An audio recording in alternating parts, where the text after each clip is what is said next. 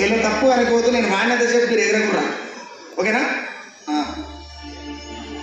గతారాన్ని చనిపోయిన తర్వాత మొట్టమొదటి వచ్చినటువంటి మాట, నక్లెస్ రోడ్లో స్మారక అదేమంటారు దాన్ని, అది కట్టిస్తామని చెప్పి మాట వేయడం జరిగింది రాష్ట్ర ప్రభుత్వం.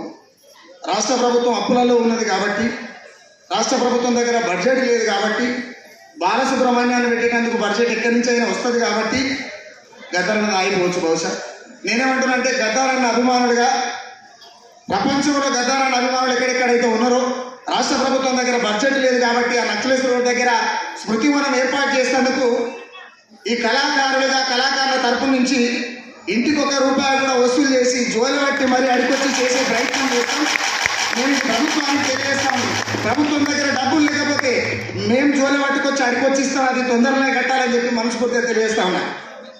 విప్లవరణ ధీరులారా, చారుబాబు వారసులారా, విప్లవరణ ధీరులారా, చారుబాబు వారసులారా, విప్లవరణ ధీరులారా, చారుబాబు వారసులారా, విప్లవరణ ధీరులారా, చారుబాబు వారసులారా, ఉగ్రగణి ధీరులారా, అసురువాది రామరులారా, ఉగ్రగణి ధీరులారా, అసురువాది రామరులారా, ఉగ్రగణి ధీరులారా, అసురువాది రామరులారా, ఉగ్రగణి ధీరులారా, అసురువాది రామరులారా,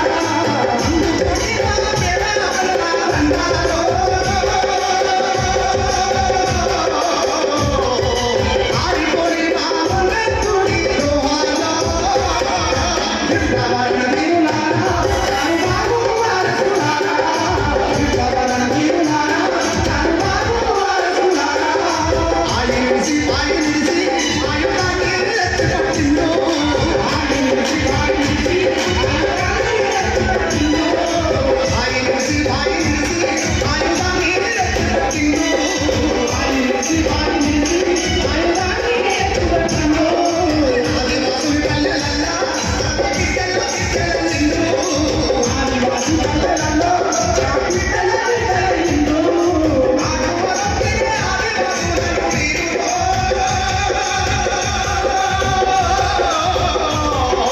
చాకులాగా మీరు తీర్చిదిద్దారు చూడు. విప్లవరణ ధీరులారా, చారుబాబు వారసులారా, విప్లవరణ ధీరులారా, చారుబాబు వారసులారా. జోహార్లే గతారన్న.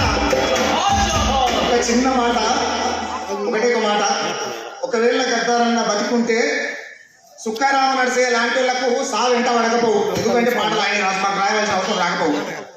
రాజ్యాన్ని ధిక్కరించాలంటే ఆయనతోనే అయింది. ఆయన లేడు కాబట్టి ఆ ప్రమాదం అంతా మానెత్తిని వేసుకొని జోకుడు పాటలు బంద్ చేసి, జోరమట్టుడు పాటలు బంద్ చేసి, ఎగురుకుంటే పాటలు వదిలేసి జనం కోసం సస్తంగా కూడా సిద్ధపడి